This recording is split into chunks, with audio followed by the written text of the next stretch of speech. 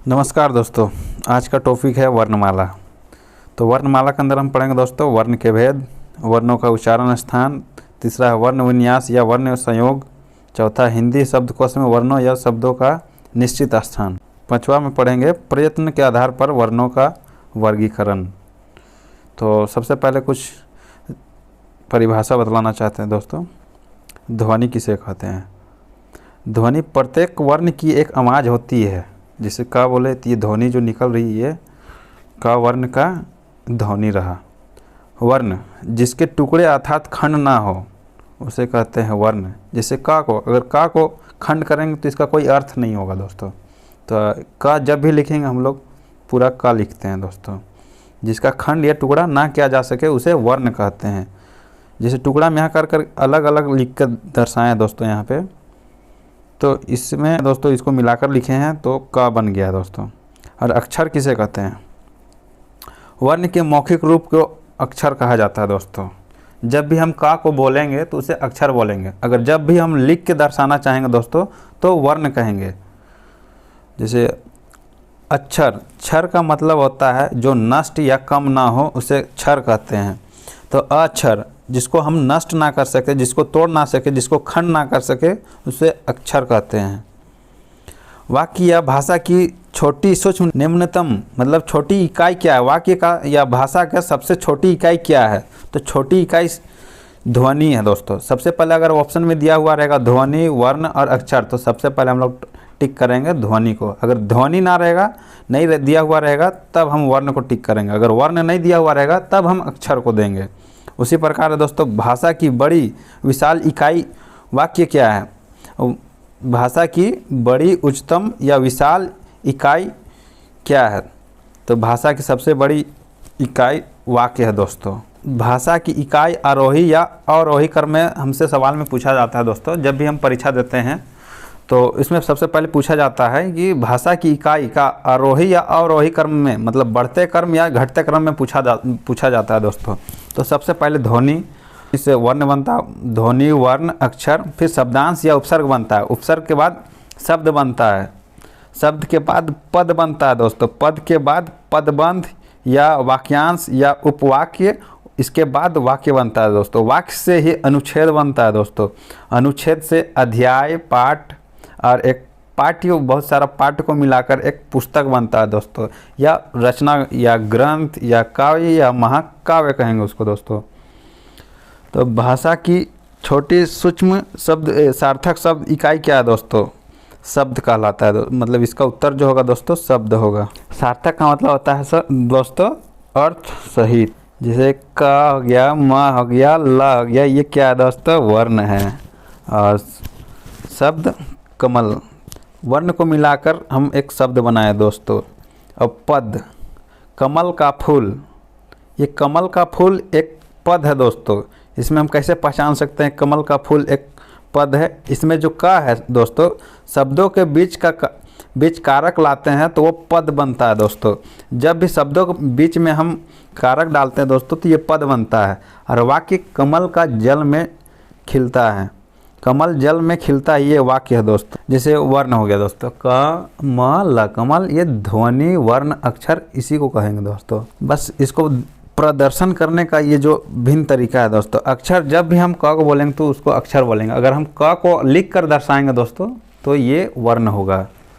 शब्द कमल, जिसका एक मतलब होता है कमल एक फूल है दोस्तों, जो वर्ण को मिलाकर बनाए दोस्तों एक सार्थक शब्द है, उसे कहते हैं कमल। तो वर्णों का सार्थक समूह मतलब शब्द कहलाएगा दोस्तों। पद, कमल का फूल एक शब्दों का सार्थक समूह है दोस्तों। कमल, कमल एक शब्द है, क फ में दीर्घ फूल, फूल, ये क्या है? शब्दों का समूह है जिसका एक अर्थ है, तो ये हुआ पद। वाक्य कमल जल में खिलता है, तो ये पदों का सार्थक समूह है दोस्तों। पदों का सार्थक समूह को वाक्य कहते हैं और वर्णों का सार्थक समूह को शब्द कहते हैं। शब्दों का सार्थक समूह को पद कहते हैं। पद की परिभाषा हम नीचे और विस्तार में समझा रहे हैं दोस्तों, लिखा हुआ है। शब्दों का सार्थक समूह को पद कहते हैं दोस्तों। और विभक्ति युक्त शब्द पद कहलाते हैं दोस्तों। जब शब्दों का वाक्यांश या वाक्य में प्रयोग किया जाए तो शब्द पद बन जाता है दोस्तों। तो आज हम पढ़ेंगे दोस्तों वर्ण के भेद। वर्ण के भेद 3 होते हैं दोस्तों, स्वर वर्ण, दूसरा व्यंजन वर्ण और तीसरा अयोग वर्ण। तो स्वर वर्ण जिन वर्णों का उच्चारण बिना किसी दूसरे वर्ण की सहायता से उसे स्वर वर्ण कहते हैं दोस्तों। दूसरा आता है जिन वर्णों का उच्चारण स्वतंत्र पूर्वक किया जाए, इसे भी कहते हैं स्वर वर्ण। मतलब स्वर वर्ण बिना किसी दूसरा स्वर का इस्तेमाल किए हम इस्तेमाल कर बोलते हैं, उच्चारण करते हैं दोस्तों, उसे स्वर वर्ण कहते हैं। तो हिंदी में स्वर वर्ण का संख्या 11 है दोस्तों, तथा संस्कृत में 13 है। स्वर वर्ण के भेद 4 है दोस्तों। हिंदी में स्वर अ, आ, ई, उ, री, ए, ऐ, ओ, औ, ये 11 स्वर है दोस्तों हिंदी में। और संस्कृत में 2 अन्य स्वर और है, बड़ी री और लरी। ये दोनों मिलाकर अगर संस्कृत में कुल स्वर देखा जाए तो 13 होती है दोस्तों। 13 स्वर संस्कृत में है। री से ऋषि होता है दोस्तों। अगर री जोड़ री लिखेंगे दोस्तों तो बड़ी री बनता है दोस्तों। बड़ी री से ऋचा होता है दोस्तों। जैसे पितृन, पितृ प्लस ऋण दोनों मिलाकर हुआ दोस्तों पितृन, बड़ी ई। हिंदी में कुल स्वर 11 दोस्तों। हिंदी में स्वर 11। जब भी हमसे सवाल पूछा जाएगा, परीक्षा में सवाल पूछा जाएगा, हिंदी में कुल स्वर 11 होती है। हिंदी में स्वर 11 होती है। कुल स्वर 1 पूछा जाएगा तब हम 13 बोलेंगे दोस्तों, क्योंकि इसमें संस्कृत ना ही संस्कृत बोला है ना ही हिंदी बोला है दोस्तों। तो हम कैसे बोलेंगे? कुल स्वर 1 13 होती है। अगर इसी तरह पूछा जाएगा संस्कृत में स्वर कितने हैं तो 13। जब हमसे संस्कृत में पूछा जाएगा दोस्तों तब हम बोलेंगे संस्कृत में स्वर 13 होती है। स्वर के भेद 4 है दोस्तों।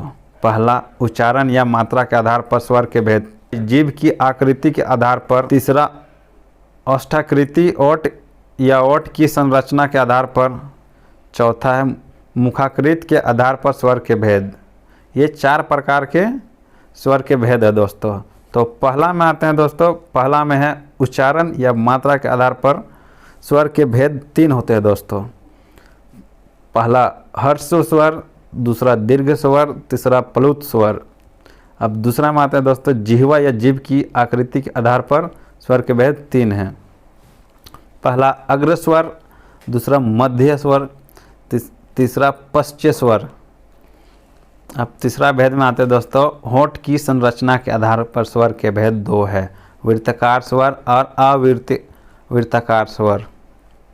और चौथा में आते हैं दोस्तों मुखाकृति के आधार पर स्वर के भेद। मतलब मुंह के आधार पर जो उच्चारण करते हैं दोस्तों उसे कहते हैं मुखाकृति के आधार पर स्वर के भेद 4 हैं। संस्कृत स्वर, दूसरा विकृत स्वर, तीसरा ईषद स्वर और चौथा ईषद विकृत स्वर। ईषद का मतलब होता है दोस्तों थोड़ा कम या आधा। इसको संस्कृत में अर्ध स्वर भी कहा जाता है दोस्तों। तो सबसे पहले हम पढ़ेंगे दोस्तों उच्चारण या मात्रा के आधार पर स्वर के भेद। समय या मात्रा या उच्चारण के आधार पर स्वर के भेद 3 होते हैं दोस्तों। यहाँ मिस्टेक से 3 होगा दोस्तों, यहाँ 3 होगा। समय या मात्रा या उच्चारण के आधार पर स्वर के भेद 3 होते हैं दोस्तों। जब भी हमसे सवाल पूछा जाएगा दोस्तों कि समय के आधार पर स्वर के भेद कितने होते हैं तो हम यहाँ 3 बोलेंगे, या मात्रा के आधार पर या उच्चारण के आधार पर। तो इसमें हम लोगों से पूछा जाएगा दोस्तों समय, मात्रा, उच्चारण के आधार पर। तो हम लोग ध्यान रखेंगे दोस्तों समय, मात्रा, उच्चारण के आधार पर स्वर के भेद 3 होते हैं। पहला हर्ष स्वर, दीर्घ स्वर और प्लुत स्वर। तो हर्ष स्वर को ही एक मात्रिक स्वर कहते हैं दोस्तों। जैसे आपने छंद में पढ़ा होगा दोस्तों कि छंद में भी वहाँ हमें मात्रा की गिनती करने के लिए आता है दोस्तों। जैसे गण का, ये कितने गण का है, तो उसी तरह हम मात्रा से ही पता लगाते हैं सर दोस्तों कि ये सोरठा है या काव्य है या छंद, कौन सा छंद है दोस्तों। तो इसी प्रकार एक मात्रिक स्वर है, इसी को बोला जाता है दोस्तों मूल स्वर, लघु स्वर, क्योंकि इसमें एक ही मात्रा है दोस्तों। आ एक मात्रा है, ई सिंगल मात्रा है, री ये भी सिंगल मात्रा, उ ये सिंगल मात्रा है। मतलब हर स्वर 4 होता है दोस्तों। और दीर्घ स्वर इसको द्विमात्रिक स्वर कहते हैं क्योंकि इसमें दो मात्रिक है। इसको सजातीय और विजातीय स्वर भी कहते हैं, इसको संधि स्वर भी कहते हैं और संयुक्त स्वर भी कहते हैं। अब हम जानना चाहते हैं क्योंकि इसको द्विमात्रिक क्यों कहा जाता है, क्योंकि ये जो आ है दोस्तों, बड़ी आ, ये आ जोड़ आ से बना है दोस्तों। तो ये मतलब दो मात्रा, आ एक मात्रा गिनती होता है दोस्तों और दूसरा आ एक मात्रा, इसमें दो मात्रा है दोस्तों। ई छोटी ई और ये छोटी ई, इसमें मिस्टेक से दोस्तों बड़ी ई लिखा हुआ है, ये गलती होगा, ई जोड़ ई होगा दोस्तों। ऊ बड़ी ऊ बना है दोस्तों, ऊ जोड़ ऊ से दोस्तों। तो ये सजातीय स्वर हुआ, मतलब एक ही शब्द से बना हुआ है दोस्तों आ। अब जिसमें देखते हैं दोस्तों विजातीय स्वर, ए आ जोड़ ई से बना है दोस्तों, तो ए हो गया दोस्तों। ए हो गया दोस्तों आ जोड़ ए से, तो ए हो गया दोस्तों। ओ बना है आ जोड़ ऊ से, औ जो बना है आ जोड़ ओ से, तो औ बना है, तो विजातीय स्वर इस कहलाएगा दोस्तों। अब हम लोग पढ़ेंगे प्लुत स्वर, त्रिमात्रिक स्वर। मतलब हर स्वर में हम 1 सेकंड लगाते हैं आ बोलने में, तो यहाँ प्लुत स्वर में 3 गुना टाइम लगता है और दीर्घ स्वर में 2 गुना टाइम लगता है, तो इसलिए इसको दीर्घ स्वर कहते हैं। और जब भी हम इसको संधि स्वर और संयुक्त स्वर का भी बोलते हैं। संधि स्वर जब भी संधि विच्छेद करते हैं, आ ई ये सब दो स्वर को आपस में मिलाकर एक संधि का बनाते हैं दोस्तों, मेल कराते हैं दो शब्दांश से मिलाकर, इसलिए इसको संधि स्वर भी कहते हैं। पवित्र स्वर ओम है, ये सबसे बड़ा स्वर है।